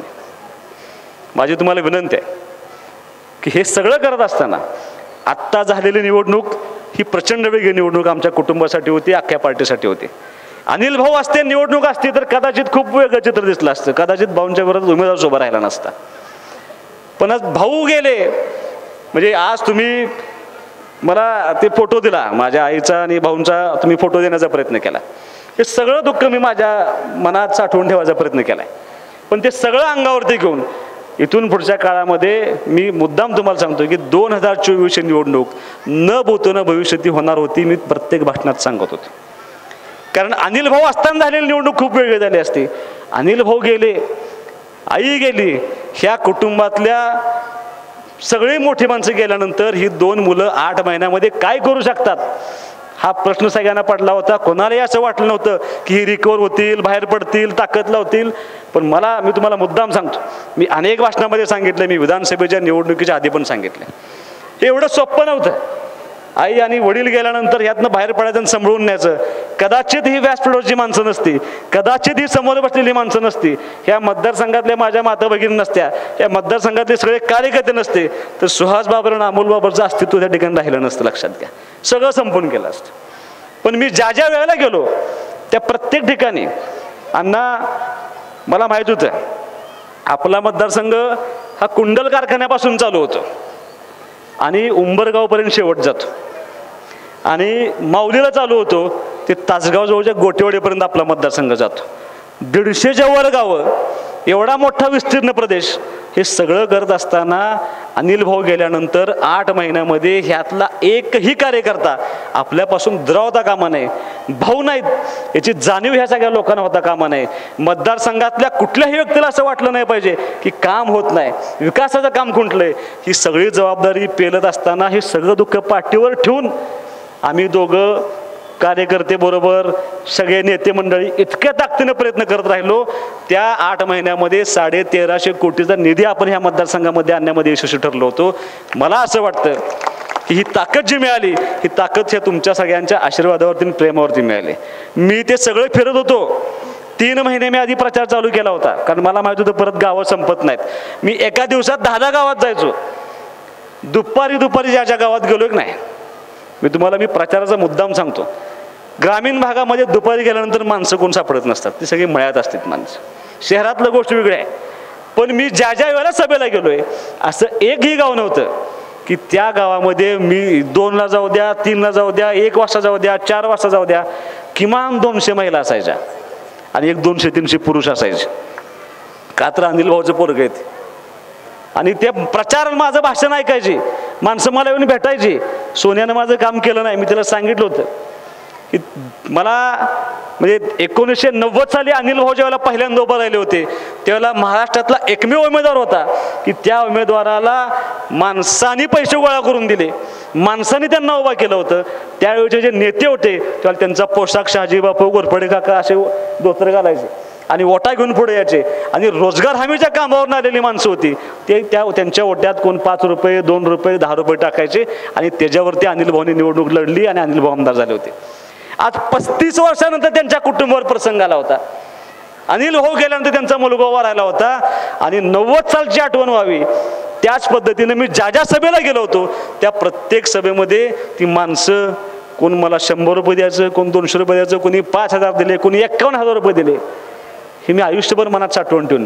पण माझ्यासाठी अत्यंत महत्त्वाचं काय होतं तर एका 2 लहान मुलीने मला पिगी बँक आणून दिल्या. पिगी बँक, तिने साठवलेल्या पैशाची पिगी बँक असते की नाही, ती पिगी बँक माझ्या हातात आणून दिली आणि म्हणली, मला म्हणलं बाळा नको पैसे, नाही पैसे घ्यावे लागतील म्हणले. त्यातले एक म्हणले ही रात्रभर झोपलेले नाही तुम्हाला पैसे द्यायचे म्हणून, तुम्ही ते पैसे घ्या. काही महिलांनी माझ्या हातात बोर्डला गेलो, प्रचाराला जायच्या आधी थांबवलं, म्हणले मला तुम्हाला ओळखायचं. एकदम साध्या कुटुंबातली मागासवर्गीय समाजाची बाई होती. तिनं 5,000 रुपये माझ्या हातात दिले. म्हणलं मला पैसे नकोत, म्हणजे पैसे घ्या, तुम्हाला माझी शपथ आहे म्हणले. पैसे घ्यायचे, पैसे निवडणुकीला वापरायचे नाहीत म्हणले. म्हणलं मग कशाला वापरायचे, ह्याचा गुलाल आणायचं म्हणले, गुलाल.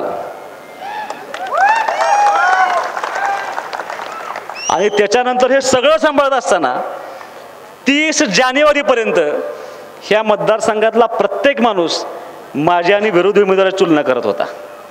31 जानेवारीला भाऊ गेले आणि ह्या मतदारसंघातला प्रत्येक माणूस एका दिवसात माझी आणि भाऊंची तुलना करायला लागली.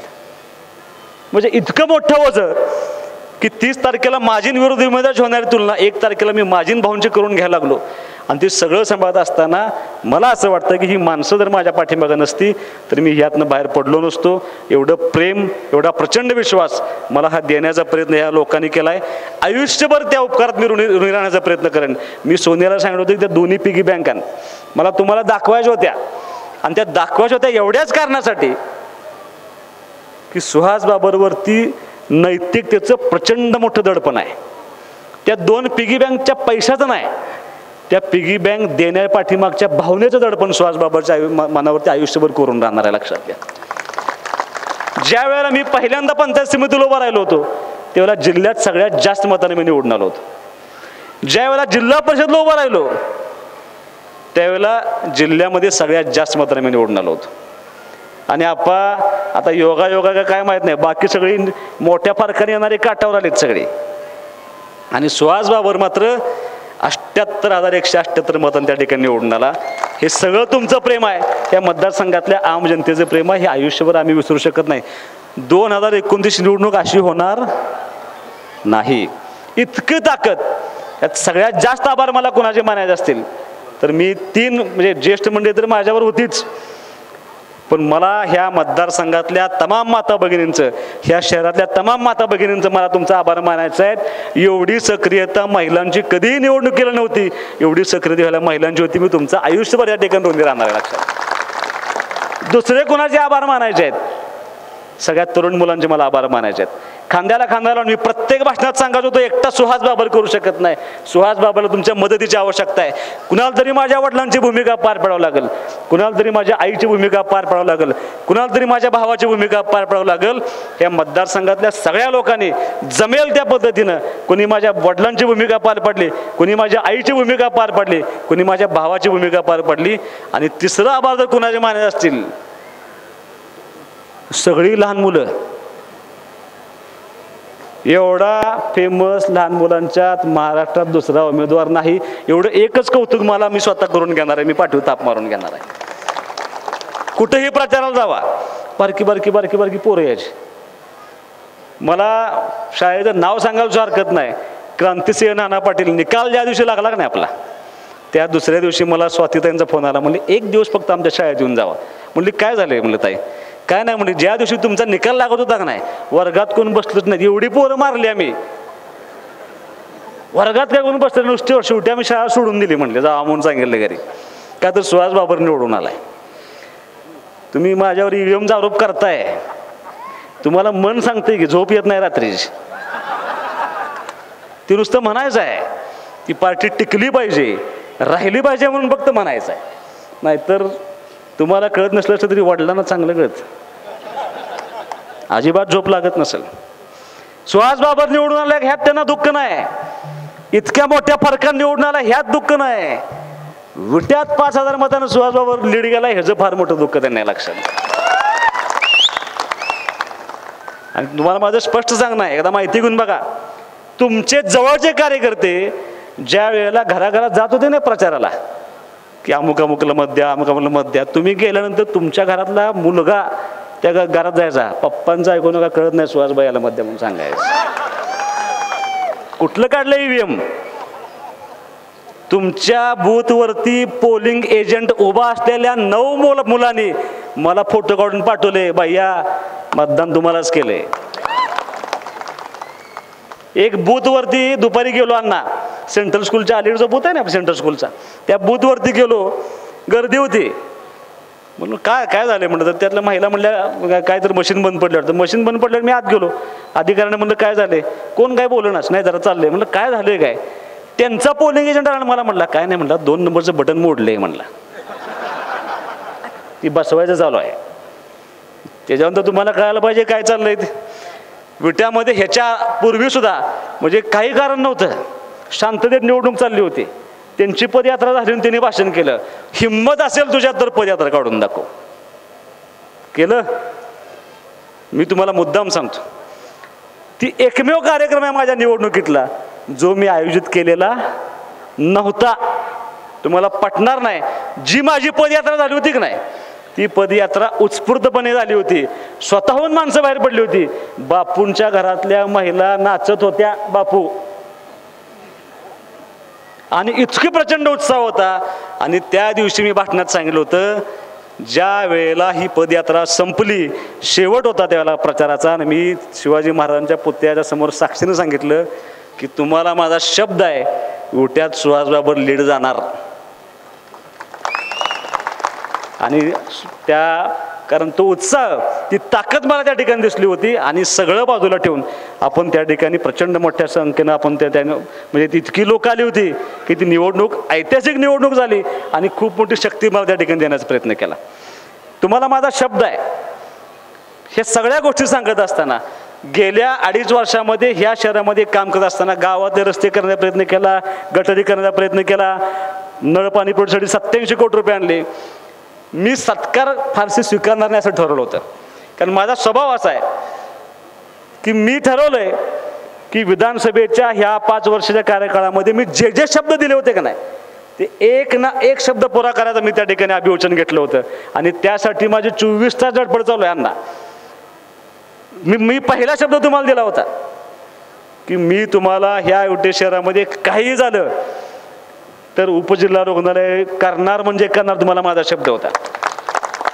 मला सगळी म्हणायची जागा कुठं आहे, जागा माझ्या डोक्यात आहे म्हणलं, तुम्ही त्याची काळजी करू नका.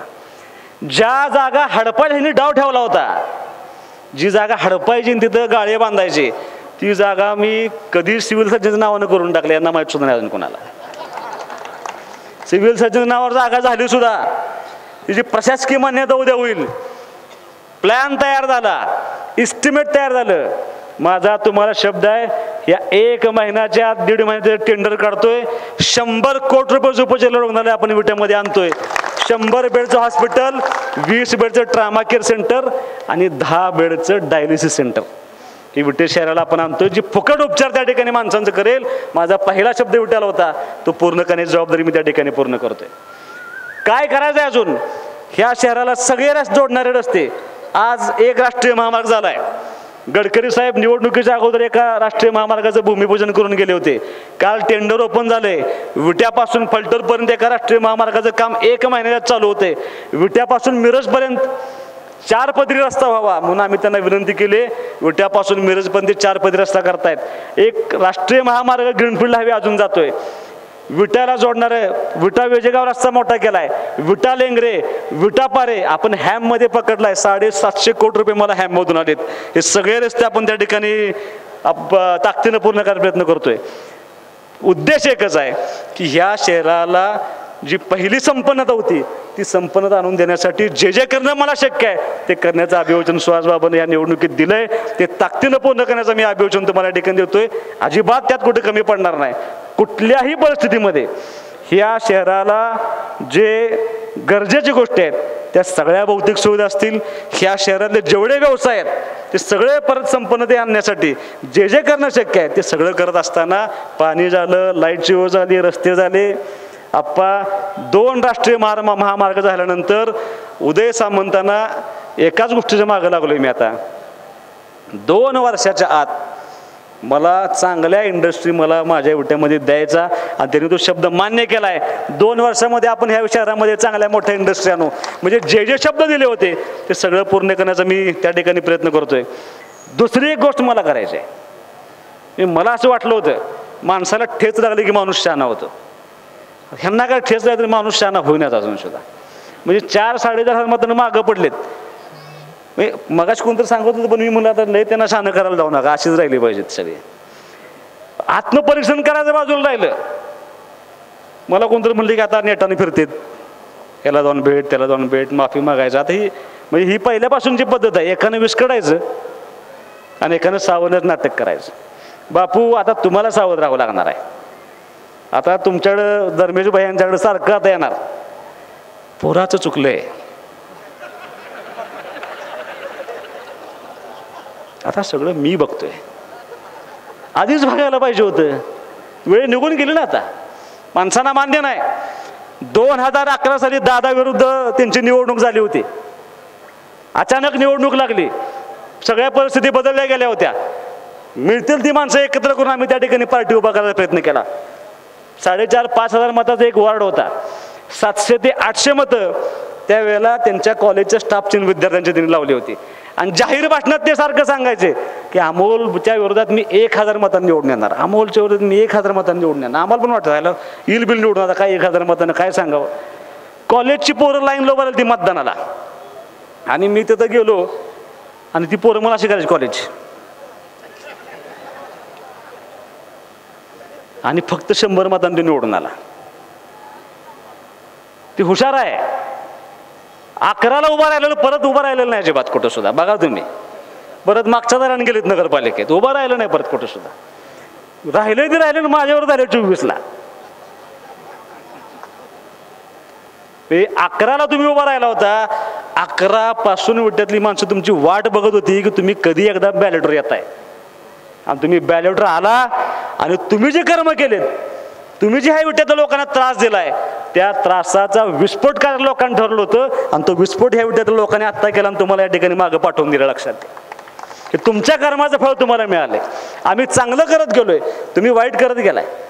म्हणजे मी केलेलं काम सांगत आलोय. मी आजही सांगतो येणारी निवडणूक सुद्धा मला कुणाला तरी संपवायचं आहे, कुणाला तरी ह्यातनं हद्दपार करायचं म्हणून करायचीच नाही. मी शब्द दिला होता. 2.5 वर्षामध्ये प्रचंड काम केले. ते सगळे शब्द पूर्ण करण्यासाठी मला नगरपालिकेत सत्ता पाहिजे. आणि मला नको आहे इथं बसलेली समोर बसलेली आम जनतेची नगरपालिका असली पाहिजे. त्या नगरपालिकेमध्ये गेल्यानंतर कोणाला भीती नाही वाटली पाहिजे.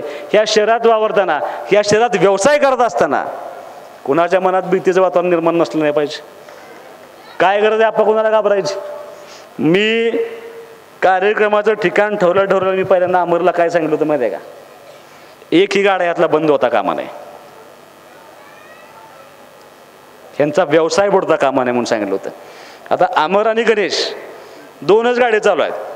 बाकी आम्ही बंद करायला लावलेले नाहीत. मग कुणी बंद करायला लावले. संशोधनाचा विषय. 40 वर्ष नगरपालिका तुमच्या तुम्हाला पाणी पुरवठा करता आला नाही, रस्ता आला करता आला नाही. 40 वर्षामध्ये एकच केले, गाडा लाव, गाडा काढ, भाजीवाली बसव, भाजीवाली उठव.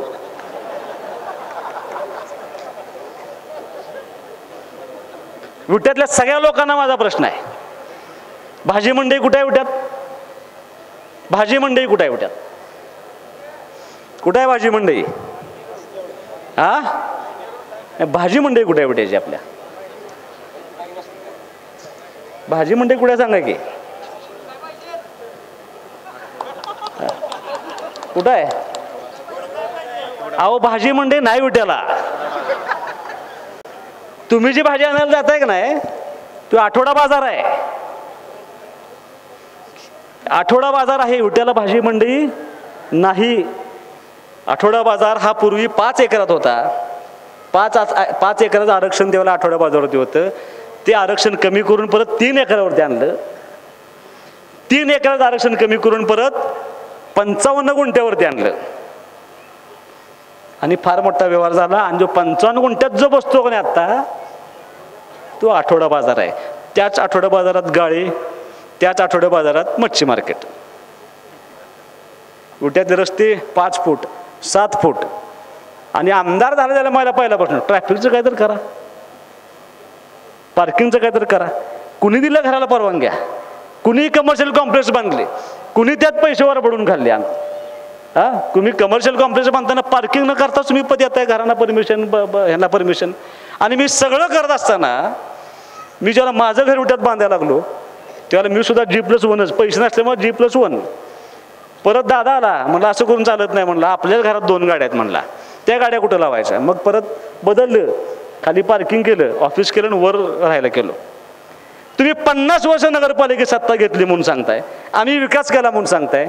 विट्यामध्ये पहिलं घर ह्यांचं आहे, यांच्या घराला पार्किंगच नाही, यांच्या घराला सगळ्या रस्त्यावर जोग असेल. काय सांगायचं आपण विट्यातल्या लोकांना? बापू कसं व्हायची डेव्हलपमेंट? तुम्हाला माझं आव्हान आहे, ह्या विषयावरती रोज बोलू. एक एक विषय असे आहेत की तुम्हाला धक्का बसेल, आणि हे धक्का देण्याचं काम दुर्दैवानं ही मानसिकता अत्यंत चुकीची आहे. हे शहर टॉपमोस्ट असायला पाहिजे होतं, पण आज इस्लामपूर कुठे गेलं? आज 2014 एक निवडणुकीचा किस्सा फक्त तुम्हाला सांगणार आहे मी, आता संपवणार आहे माझं भाषण. मॅथचं काय आलं? 2014च्या निवडणुकीला पलूसच्या व्यापाऱ्यांनी सगळ्या बोलवलं, जे इथून व्यापार करायला बाहेर गेलेत त्या सगळ्या लोकांनी ठरवलं की दोघांनाही बोलवायचं, दोन्ही पार्टीला बोलवायचं, दोघांची मतं ऐकायची आणि आपण निर्णय करायचा. जे इथनं व्यवसायाला तिकडे गेलेत त्यांनी पहिल्यांदा त्यांना बोलवलं, त्यांचं भाषण झालं, अमुक झालं, सगळं झालं. दुसऱ्या दिवशी मला बोलवलं. मी त्यांना पहिल्यांदा गेल्या भाषणात पहिला प्रश्न विचारला, पलूस मोठा आहे का विटा मोठा आहे? सगळी म्हणली विटा मोठा आहे. म्हणलं इथं कशाला आलाय? त्यांच्या तापाला कंट्रोल तिकडे गेली होती सगळे. फक्त दुकानदारांना लुटायचं, आरक्षणाची भीती घालायची, पैसे काढून घ्यायचे. गेल्या 40 वर्षामध्ये एक आरक्षण डेव्हलप न केल्याचे परिणाम आज पार्किंग नसल्यामुळं या शहराची बकाल अवस्था होत चालली आहे. माझं तुम्हाला आव्हान आहे, कदाचित एखादा कटू निर्णय मला घ्यावा लागेल. रेवण बापूला आवडणार नाही आणि कुणाला आवडणार नाही. गडकरी साहेब परवाशी इस्लामपूरमध्ये आले होते. गडकरी साहेबांना भेटून आलो, म्हणजे साहेब 2 राष्ट्रीय महामार्ग तुम्ही दिले, शहराची अवस्था अशी इतकी वाईट आहे की ह्या रस्त्याला 22,000 वाहन आहेत रोजची, ह्या रस्त्याला 18,000 वाहन आहेत. आणि ही सगळी वाहनं जेव्हा विट्याच्या चौकात येतील तेव्हा आमच्या शहराचं काही खरं नाही, आम्हाला गाव सोडून जावं लागेल. ह्याला पर्याय एकच आहे, म्हणलं की तुम्ही आम्हाला बायपास आणि रिंग रोड दिला पाहिजे, त्याचे ॲक्विजिशनचे पैसे दिले पाहिजेत. हे गडकरी साहेबांना भेटून आलोय, त्यांनी प्रस्ताव तयार करायला सांगितलं आहे. ताकद लावून ह्या शहराला बायपास आणि रिंग रोड करून घेण्याची जबाबदारी सुहास बाबरचे. बापू एखाद्याचा गुंठा गेला तर तेवढे पैसे जबाबदारी तिथं माझी आहे, काळजी करू नका. पण रिंग रोड झाला पाहिजे, अन्यथा भविष्यातली पिढी आपल्याला माफ करणार नाही. ही विकासाचं विजन घेऊन आम्ही काम करण्याचा प्रयत्न करतोय. विटेकरांना माझं तुम्हाला जाहीर आव्हान आहे की इथून पुढच्या काळामध्ये म्हणजे सुहास बाबर त्याच्या कुटुंबातल्या सगळ्या सदस्यांना, त्याच्या सगळी पार्टीचा स्वभाव असा आहे की ज्या भागामध्ये आपण काम केले, ज्या संस्थेमध्ये आपण काम केले, मी पंचायत राज व्यवस्थेमध्ये 10 वर्ष काम केले. पंचायत समिती, जिल्हा परिषद मी माझ्या मातृस्थानी मानत होतो, लक्षात घ्या.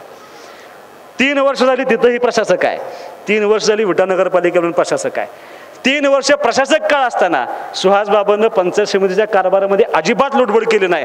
पण पंचायत समितीच्या कारभारामध्ये चुकीचं काय घडू नये, त्या ठिकाणी चांगलं घडलं पाहिजे. पंचायत समिती राज्यात पहिली आली पाहिजे. मी नसताना, पदाधिकारी नसताना अधिकाऱ्यांच्या जीवावरती पंचायत समिती परवाशी विभागात पहिली आली आणि मला आत्मविश्वास आहे पंचायत समिती राज्यात पहिली येईल. त्याचं उत्तरदायित्व मी सोडलेलं नाही अण्णा, ते उत्तरदायित्व चेअरमन साहेब आप्पा आजही मी सांभाळतोय. तुम्ही काय केलं? तुम्ही जसे नगरपालिकेचं तुमचा कारभार संपला, प्रशासक जसा आला, तुम्हाला मिळायचं बंद झालं. दुर्दैव आहे बघा, लक्षात घ्या. 40 वर्ष आपण ज्या खुर्चीवरती बसतो, ज्या संस्थेमध्ये बसतो, त्या संस्थेवरती प्रशासक आल्यानंतर एक कलमी कार्यक्रम चालू आहे. बदनामी करायची विटा शहराची, नगरपालिकेची बदनामी करायची चालू आहे नाही यांना. स्वच्छता होत नाही म्हणे, स्वच्छता कशी होईल तो त्यांचा PL बाहेर आणून टाकतोय कचरा. ह्यांच्या व्हॉट्सअप ग्रुपवर मेसेज आहेत, कचरा बाहेर टाका, कचरा बाहेर टाका. का तर बदनामी झाली पाहिजे शहराची. कुणाची बदनामी करताय? सुहास बाबरची.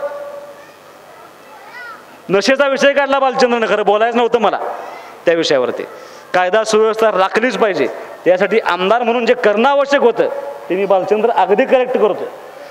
पण ज्यावेळेला तुम्ही विस्कटायचा प्रयत्न केला, हे सगळं माझ्यावर टाकण्याचा प्रयत्न केला, मी प्रेस घेऊन तुम्हाला एकच प्रश्न विचारला, जे जे आरोपी आहेत ते कोणाचे आहेत, कोणाच्या आजूबाजूचे आहेत? कुणाची उजवी डावे आहेत त्याचं जरा आत्मपरीक्षण करा. त्यानं तुम्हाला बोलता नाही आलं. तुम्हाला माझी आज ही विनंती आहे, जरा इथनं पुढं तुम्हाला मी 2014ला पण सल्ला दिला होता, 24ला पण सल्ला देतोय, वडिलांचा सल्ला घेऊन जरा पत्रकार परिषद करत जावा. स्वतःच्या मनानं काही करत जाऊ नका. ती कॅपॅसिटी तुमची राहिलेली नाही आता. हा सुहास बाबर तुम्हाला असं वाटत होतं हलक्यात घेत होती सगळी, म्हणजे भाऊ गेले, भाऊंच्या पार्थिव देहाला हार घातला आणि गाडीत बसले म्हणले 15 दिवसात भाऊंच्यात वाट लागते म्हणले आता घराची. आता आम्ही दोघं भाऊ काय आहे अजून कुणालाच कळलं नाही. आमच्या बायकांना पण कळलेलं नाही अजून. त्यांना काय तर फार लांबची गोष्ट आहे. त्यामुळे ती स्वप्न सुद्धा कधी बघू नका. म्हणजे इतकं प्रचंड ती आत्मीयता असायला लागते. मी विधानसभेच्या निवडणुकीला सांगितलं होतं, माझे सगळे चुलत भाऊ माझ्याबरोबर होते. माझा सख्खा भाऊ तर प्रश्नच नाही. विधानसभेच्या निवडणुकीला अर्ज भरायला जाताना सुहास बाबरला त्याच्या भावाच्या माफी मागायला गेली नव्हती, त्या चुलत भावांच्या माफी मागायला गेली नव्हती, भावकीच्या माफी मागायला गेली नव्हती. त्याला कारण आहे ती आत्मीयता, ती प्रेम, ते सगळं सामान्य जबाबदारी आम्ही त्या ठिकाणी पूर्ण केले. तीच आत्मीयता, तेच प्रेम समोर बसलेल्या माणसांच्या सुहास बाबर आयुष्यभर दाखवेल. आयुष्यभर त्या ऋणात राहून काम करण्याची भूमिका इथून पुढच्या काळामध्ये घेतली जाईल. तुम्हाला माझा शब्द आहे. विटेकर नागरिकांना एक सांगायचं राहून गेलं मग सुद्धा, 2 मुलं मला आत्ता अण्णा भेटली होती. म्हणजे आता मी बघाची बापून सांगितलं की बापू सावध राहा. आता असं बोललं जाईल की मुलाचं चुकलंय, आता सगळं मी सांभाळतोय, माझ्याकडे बघा, माझ्याकडे आता व्यवस्था करून द्या. राग काढायचा तो काढलाय, हे सगळं पसरवलं जाणार आहे. तुमच्या धर्मेश भाईला वेगळं सांगायचं, तुम्हाला वेगळं सांगायचं, मला काहीतरी वेगळं सांगायचं, हे सगळं होणार आहे पार्टीमध्ये. सुहास बाबर तुम्हाला असं म्हणता, मंडळाला कोणच नसते, पण सांगत बसायचं. तेवढ्या बाबतीत ती हुशार आहेत. या सगळ्या गोष्टी पाठीवर ठेवून कुणाचंही न ऐकता आपल्याला जागरूकतेने त्या ठिकाणी काम करावं लागेल. 2 मुलांना दम दिलाय ह्या आठवड्यात अण्णा. मी ते मुलांनी मला सांगितलं नव्हतं त्यावेळेला, ती मुलांनी मला आज येऊन सांगितले सभा आहे म्हणून. तुम्हाला माझं आव्हान आहे की ह्याचा दम 40 वर्ष झालं देतात, केलेलं कुणालाच काय नाही. गरीबडा बघायचा एखादा आणि त्याला दम द्यायचा. दम देत देत देत उठा 4.5 मतानं सुहास बाबर लीडवर गेला. लक्षात घ्या. मी तुम्हाला त्याही वेळेला सांगतो, मी तुम्हाला आजही सांगतो. मी आता आमदार झालोय, 5 वर्ष मी सगळ्यांचाच लोकप्रतिनिधी आहे, मी तुमचा सुद्धा लोकप्रतिनिधी आहे. या शहराचं वातावरण बिघडावं, या शहरामध्ये दहशत सगळं थांबलं पाहिजे. ना दहशत तुमची राहिली पाहिजे, ना दहशत माझी राहिली पाहिजे. सर्वसामान्यांसाठी हे शहर अत्यंत सुरक्षित राहिलं पाहिजे, जबाबदारी माझी लोकप्रतिनिधीची आहे. पण म्हणून जर तुम्ही माझ्या कार्यकर्त्यांना त्रास द्याल, कुणाला काहीतरी म्हणायला जाल, तर तुम्हाला माझं एवढंच सांगणं आहे, आजपर्यंत मला अडवायला माझा बाप होता, मला अडवायला माझा बाप नाही. मी कधी थांबेन मला माहीत नाही परत. आणि आपल्या बांधण्यात गरिबाची पोरं घुसडायची नसतील. हिंमत असेल तर आपण समोर समोर करू. गरिबाच्या पोरांना त्रास द्यायला इथून पुढे जाऊ नका. कुणाचाही आर्थिक छळ होणार नाही, कुठल्याही गाडीवाल्याला त्रास होणार नाही. आज सुद्धा माझा अमर, त्यांना विचारा अमर भैया कुठे गेला, अमर भैया कुणी गाडी बंद केलं, त्यांनी जर गाडी बंद केलं असेल ना, त्या दिवसाचं सगळं भाडं आपण त्यांचं देऊन टाकू. एकाही गाडीवाल्याचं त्या ठिकाणी नुकसान होता कामा नये, ही भूमिका आमची त्या ठिकाणी. का तुम्हाला असं वाटलं नाही? आता तिथं राष्ट्रीय महामार्ग होणार आहे. 2 हॉकर झोन आहेत विटा शहरामध्ये, 2. एक इथं आहे आणि एक मायनी रोडला आहे. त्या नॅशनल हायवेचं काम चालू होतं ना, ती सगळी गाडीवाले हटवणार आहेत. कुठं बसवणार आहे तुम्ही त्यांना? आणि रेकॉर्डला 71 गाड्या आहेत फक्त विट्यात. किती? 71 गाड्या आहेत फक्त विट्यामध्ये. आणि गाड्या आहेत किती? 1000. 71 गाड्यांचं भाडं जातं नगरपालिकेला. बाकी भाडं जातं कुणाला? बरोबर आहे ना? कुणाला भाडं जातं? या सगळ्या गोष्टींचा भविष्याच्या काळामध्ये येणार उहापोह केला जाईल. एकही चुकीचं काम नगरपालिकेतला प्रशासक कोण करणार नाही. करत असेल तर तुम्हाला सुहास बाबाचा दरवाजा आम नागरिकांसाठी कायम उघडा आहे. तुम्ही आमच्या घरापर्यंत या, रात्री या, अपरात्री या. तुमच्या सेवेसाठी आमचं अख्खं कुटुंब आहे, त्यात कुठे आम्ही कमी पडणार नाही. एक शब्द फक्त तुम्हाला त्या ठिकाणी द्यायचा आहे. उठ्याच्या भाषणाची एवढीच अडचण असते. मुद्दे प्रत्येक वेळेला सामान्य माणसं मला देतात, खालण्यासारख्या चिठ्ठ्या देतात. बघा ह्याच्यावर बोला सगळंच आज बोललो तर परत मजा राहणार नाही बापू. मी तुम्हाला एवढंच सांगतो की दर महिन्याला अधिवेशन संपलं की विट्यातल्या सगळ्या लोकांना, माझं सामान्य लोकांना आव्हान आहे, दर महिन्यातला 1 तारीख तुम्हाला दिली जाईल. त्या तारखेला सुहास बाबर आमदार म्हणून दिवसभर नगरपालिकेत असेल आणि जनता दरबार माझा त्या ठिकाणी भरेल. तुम्हाला ज्या ज्या अडचणी असतील, सामान्य माणसाला जी अडचण असेल ती अडचण तुम्ही माझ्यापर्यंत घेऊन या. समोर बसून कोणालाही 1 रुपया न देता तुमची अडचण त्या ठिकाणी पूर्ण ताकदीने सोडवली जाईल. हा सुहास बाबाचा शब्द आहे. दर महिन्याला जनता दरबार उठण्यासाठी सेपरेट त्या ठिकाणी नगरपालिकेत केला जाईल. इथून पुढच्या काळामध्ये ती भूमिका घेऊन आम्ही काम करू. जे प्रेम, जे विश्वास तुम्ही माझ्यावर दाखवला, एवढं सोपं नव्हतं. एवढ्या कमी वयामध्ये तुम्ही सर्वांनी माझ्या पाठीवरती खूप मोठी ताकद दिली. ही सगळी ज्येष्ठ मंडळी, म्हणजे राजकारणामध्ये मी आज जर कोणाचं आभार मानणार असेल तर ह्या सगळ्या ज्येष्ठ मंडळींचं. हिने जवळपास अण्णा किती 8-9 हजार घरं गेलाय का तुम्ही उठ्यात? 8-9 हजार घरं तुम्ही सगळी त्या ठिकाणी फिरलाय. प्रत्येक माणसानं त्या ठिकाणी ताकद लावली. मी तुम्हाला एवढंच सांगतो, या सगळ्यांची नैतिक जबाबदारी घेऊन सुहास बाबर इथून पुढच्या काळामध्ये काम करेल. त्यात कुठेही मी कमी पडणार नाही. ह्या शहराला पहिली जुनी संपन्नता ती देण्याची जबाबदारी माझी असेल.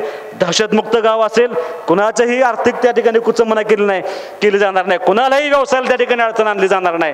या प्रत्येक माणसाच्या पाठीमागं सुहास बाबर, मग तो भाजीवाला असेल, गाडेवाला असेल, हातगाडेवाला असेल, नगरपालिकेतला कर्मचारी असेल, स्वच्छतेचा कर्मचारी असेल किंवा मोठा एखादा नेता असेल, या सगळ्यांच्या पाठीमागं सुहास बाबर ताकदीने उभा आहे. ती ताकद तुम्ही आजपर्यंत मला दिले, त्या ताकदीचा उपयोग सुहास बाबर हा फक्त आणि फक्त या भागातल्या, या मतदारसंघातल्या आम जनतेसाठी करेल. एवढं अभिवचन तुम्हाला मी या ठिकाणी देतो. खूप वेळ झाला आहे, जवळपास 1 तास मी त्या ठिकाणी माझं मनोगत व्यक्त करतोय. जे प्रेम आणि आशीर्वाद तुम्ही सर्वांनी दिलाय त्या सगळ्याबद्दल तुमच्या सर्वांचं मनापासून या ठिकाणी आयुष्यभर ऋणी राहीन आणि समर्पित भावनेनं तुमच्यासाठी जगेन. हे अभिवचन देऊन मी त्या ठिकाणी थांबतो.